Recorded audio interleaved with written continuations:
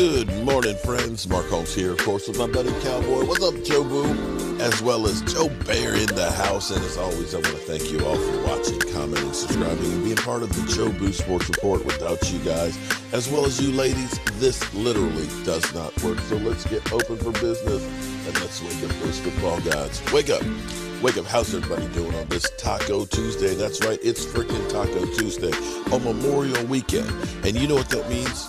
You know what that means, right? We have made it through the NFL winter.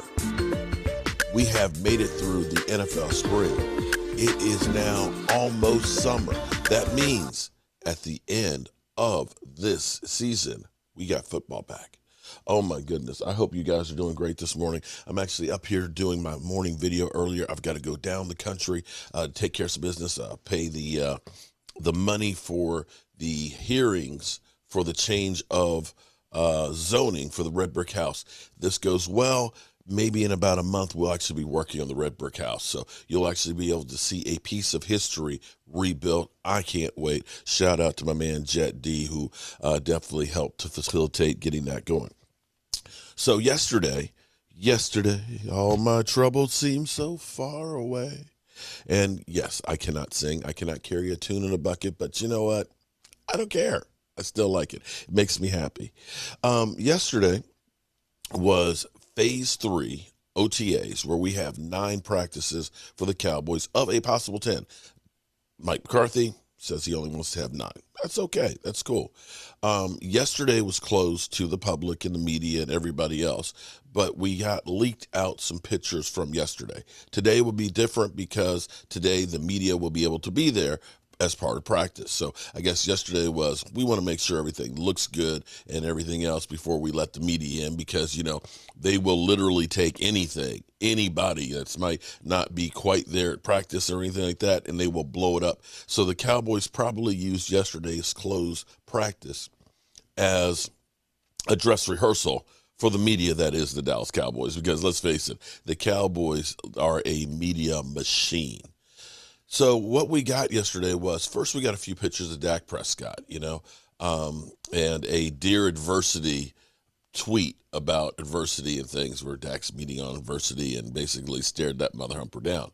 But we first see Dak Prescott on the field, which was incredible. But the bigger thing to me is not only Dak Prescott being on the field, but it's also La'el Collins as well as Tyron Smith.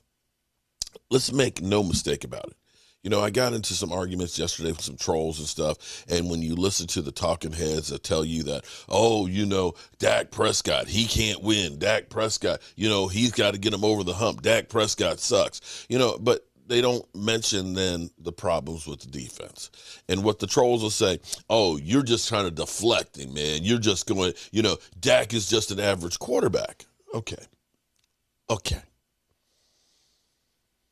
Sometimes when people lie to you or are deceptive about the truth, can take numbers and skew them any way we want. We often can take numbers and we'll fit them into the narrative that we want to try and paint. And I probably am guilty of this. Can take numbers and skew them any way we want. We often can take numbers and we'll fit them into the narrative that we want to try and paint. When people are deceptive and lying to you, sometimes they can't keep up with all the lies. Sometimes they'll end up messing up and put in a little bit of truth. Sometimes they will counter their own argument because they let some of the truth slip out. So yesterday, I'm going to play this little clip here. I'm still trying to understand how Dan Orlovsky is considered an expert in the NFL, because this is the same guy that talked about how great Carson Wentz is, that Carson Wentz can do things that other quarterbacks can't do. Yeah, he literally got paid $32 million to go away. That's another one of those things that most quarterbacks can't do, okay? They literally said, you are so bad, we're going to pay your salary just for you to leave. Just go. Just please, just go. Just go. Let's listen to this real quick, because this is interesting what he says in here, and see if you catch the lie. Top 5, QBR, yards per play, what have you.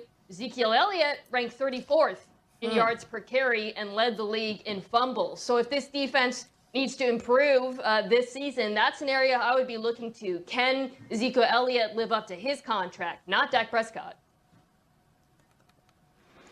Yeah, I would say that the interesting part of the Cowboys offense for me next year is philosophically, what are they going to be? Are they going to be an offense that wants to and or needs to outscore opponents because the defense is still bad? I know you guys think that it's a lot better. It's still a bad defense.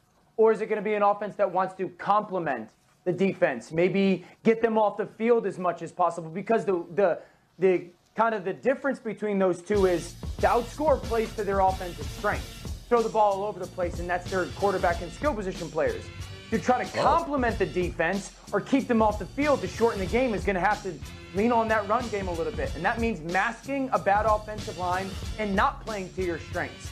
Now listen, Dak's performance is going to be tied to two things. Their offensive line's got to be healthy and play better. During that 4 or 5 game stretch last year, they were the 29th ranked offensive line in the NFL. Okay. Bam! Wait a minute. So we just heard that Zeke Elliott was like 34th or whatever rushing the football, and that the offensive line during that stretch was 29th. And he actually said that Dak Prescott is the strength in throwing the football.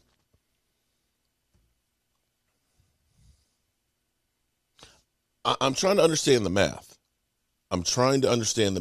Because to me, if you say 29th rated offensive line, you say 30-something in running back, but yet the offense was number 1, but your quarterback is garbage.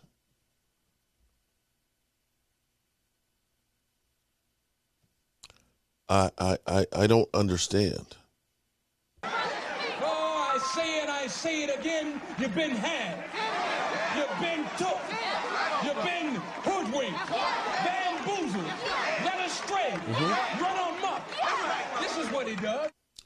This is what they do. Let's listen to that real quick one more time, because I wanted you to be clear on what he says.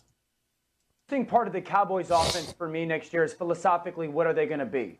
Are they going to be an offense that wants to and or needs to outscore opponents because the defense is still bad? I know you guys think that it's a lot better. It's still a bad defense. Or is it going to be an offense that wants to complement the defense, maybe get them off the field as much as possible? Because the kind of the difference between those two is to outscore plays to their offensive strength. Throw the ball all over the place, and that's their quarterback and skill position players. To try to complement the defense or keep them off the field to shorten the game is going to have to lean on that run game a little bit. And that means masking a bad offensive line and not playing to your strengths. Now listen, Dak's performance is going to be tied to two things. Their offensive line's got to be healthy and play better. During that 4 or 5 game stretch last year, they were the 29th ranked offensive line in the NFL.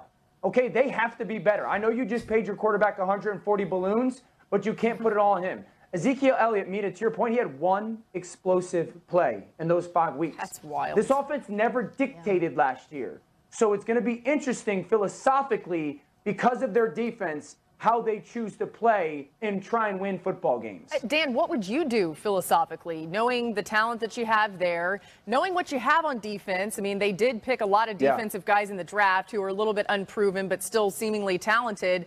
What do you do? Is it, we try and dictate the pace by running the ball, or do we try to get ahead by throwing it all over the place? What's the plan? Yeah, I think I lean towards the former in running the football on a consistent basis. I don't think that I go 50-50 split. I think I go 65 throw, 35 run. I'm not a big 50-50 balanced person offensively. I think it's a balance of touches. There's too many skill position players. I don't care how they get their touches. CeeDee Lamb, Dak Prescott utilized as a runner. Obviously, Ezekiel Elliott. Their 2 tight ends are good players. Blake Jarwin and Schultz. Gallup, Amari Cooper. I just need those guys to get touches. I don't care if it's through the air or on the ground. 65 passes? 65 passes a game? You're trying to have his arm fall off, aren't you? See, this is where they constantly contradict themselves. He's told you that Dak Prescott, he's not a good quarterback. Dak Prescott's trash. And now he's saying Zeke Elliott, he's a bum. Yeah, the offensive line, it's trash. But somehow the offense played pretty good when Dak was there. So this is another one of those cases that we catch Dan Orlovsky, a ESPN expert, in another one of those bullshit-ass things. I think, I may be wrong. But I think he just said that Dak Prescott is a really good quarterback. Am I wrong? Did I get that right? He said offensive line, 29th. He said Zeke Elliott, one explosive play. You want to throw the ball 65 times a game. Yeah. And they say that I don't have credibility because I don't work for ESPN. All right, y'all, I've got to get the truck loaded so I can get this work and stuff done and get down the road and hopefully get back so I can bring you some more of the news on the Dallas Cowboys. Today will be, again, like I said, we'll get a better opportunity to see our Cowboys and things on the field. And for me, knowing that La'el Collins is out there on the field working out along with Tyron Smith is the best news that you could have. And I think that the Cowboys, I know that the ESPNs and all that, they look and they talk about the defenses. They haven't addressed the defense well. I think the defense is completely revamped. There's a new vision. There's new players. There's a different philosophy. It's going to be younger. It's going to be faster. It's going to be bigger. That's not to say that they're not going to have, breakdowns and mistakes and things like that. But I will err on the side of having young guys moving fast that are bigger, that will bludgeon you to death, than older guys that are broke down and confused. And the Cowboys defense doesn't have to be lights out. The Cowboys defense just has to be better than what they were. A few takeaways here. A little aggressive, a stop on third down from time to time. You do that, you get a few extra opportunities for your offense. We'll go a long ways. And with that being said, let me get my truck and stuff together so I can get up on the road. And you know what time it is. Our folks here, and as always, I want to thank you all for watching, commenting, subscribing, and being part of the Joe Boo Sports Report.